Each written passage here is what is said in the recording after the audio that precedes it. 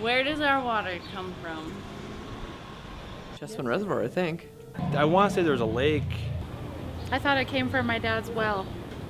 Probably comes from somewhere Hauser, I guess. I believe most of it comes from up 10 Mile Creek, most of it, as far as I know, but that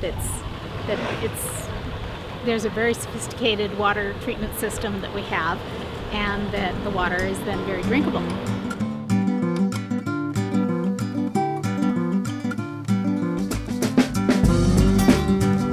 Roughly 10 years ago, the threat of wildfire in Helena's upper 10-mile watershed became more readily apparent to us. Wildfires are inevitable. All we have a choice over is when to have them, what kinds of fire behavior we have, and then what kinds of fire effects. It took a century or so to get into this kind of a condition, and it's going to take decades to get out, even at a fairly accelerated pace of treatments. Most of the forests here in this watershed have had some kind of disturbance from insects, whether it's mountain pine beetle or whether it is the spruce budworm. But notwithstanding that, all of these forests are susceptible to crown fire anyway. That's their ecology. The infrastructure, the flume, the wooden trestles, the tin pans, all of that infrastructure is at risk. If a lot of those areas upslope of the flume with similar fuel loads to those around the reservoir were to burn, the chances of debris torrents, mud flows, not only filling but possibly just flat out blowing through it or obliterating sections of the flume is a lot higher. We know a fire is going to happen up there. Our intention is to minimize the intensity of that wildfire, not only to our flume, which collects the water, but the general landscape in the upper 10 mile. We have two reservoirs up there, the Chessman Reservoir and the Scott Reservoir. All the water we collect up there feeds into those reservoirs and is piped down to the upper 10 mile treatment plant. From there, it's piped to the City of Helena.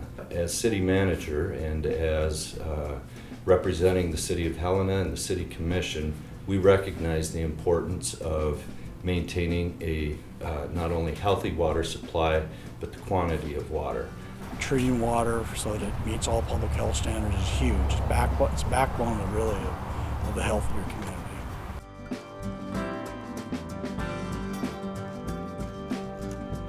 The city's leadership brought people together. Consisting of Helena National Forest, City of Helena, wildlife groups, fire treatment folks, and residents of Rimini.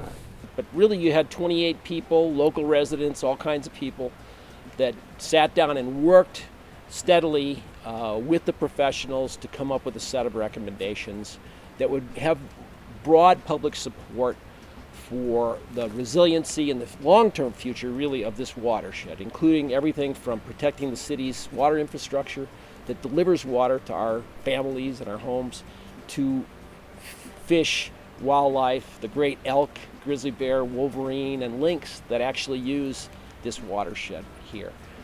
So we're pleased that the Helena Forest is beginning to embark on some of the first pilots of that project. We developed a project in conjunction with the City of Helena, basically to complement their treatments along the flume and Chessman Reservoir on the Forest Service. Starting in 2010, the city worked with the individual private landowners who own properties adjacent to the flume by having them sign a consent form that allowed the city to do fuel mitigation on their properties.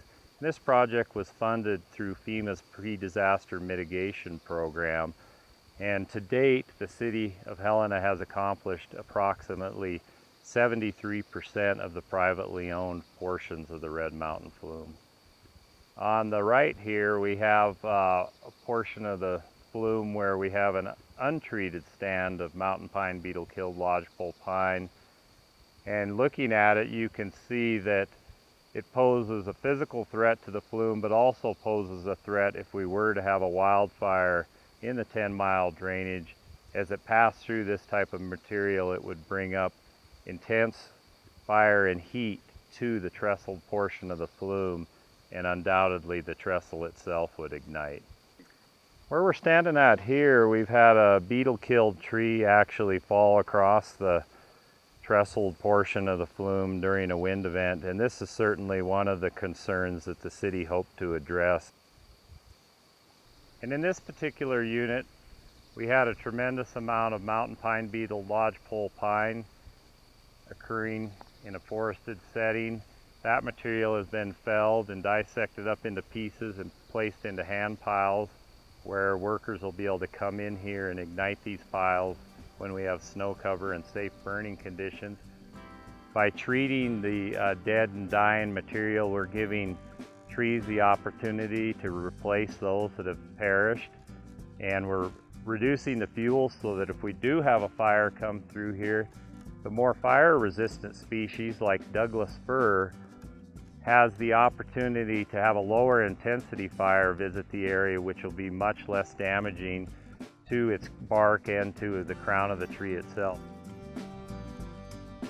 If enough of the landscape is treated, fires can move into this landscape and not take out the entire landscape at the same intensity at the same time. When you start to plan for these extreme events that are in the future, really, what you have to consider is the climatology.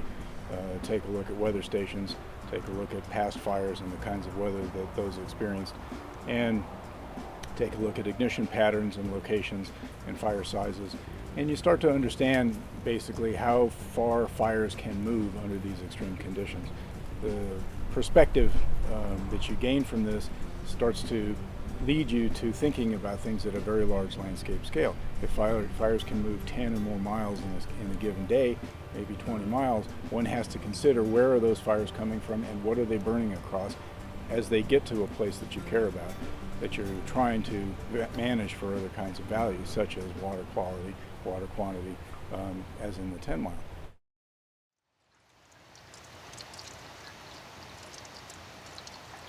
Very few communities think beyond what their immediate needs are for water, especially. If you have it, you're great. If you don't, oh God, what do we do now? It's somewhat of a renewable resource, but only if it rains, only if we get moisture, only if it snows. And if the globe is changing, maybe our access to water changes, and that's really going to kill us. We have 2 water supplies. We're fortunate that way. We can treat up to 20 million gallons a day coming from 2 sources of water. One is the Missouri River Treatment Plant, which can treat up to 12 million gallons. And then there's the upper 10-mile watershed, which treats up to 8 million gallons.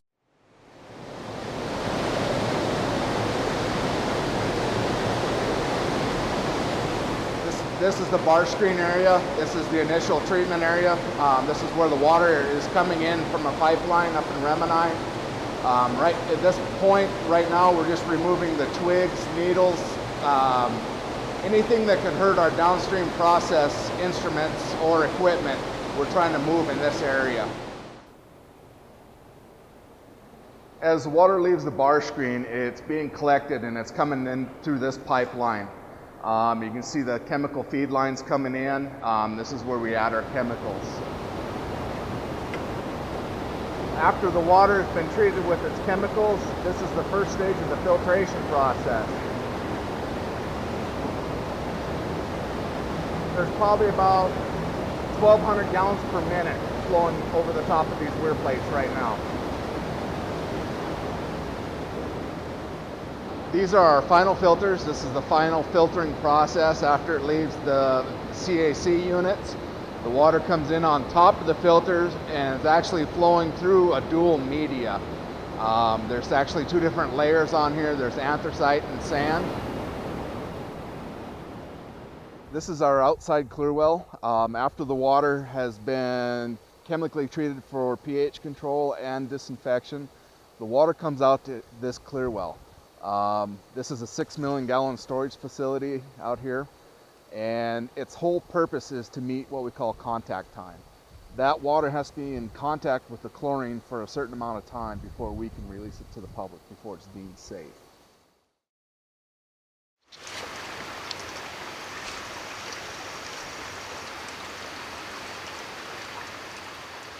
Loss of vegetation in the upper 10-mile watershed would have a devastating effect on the treatment plant.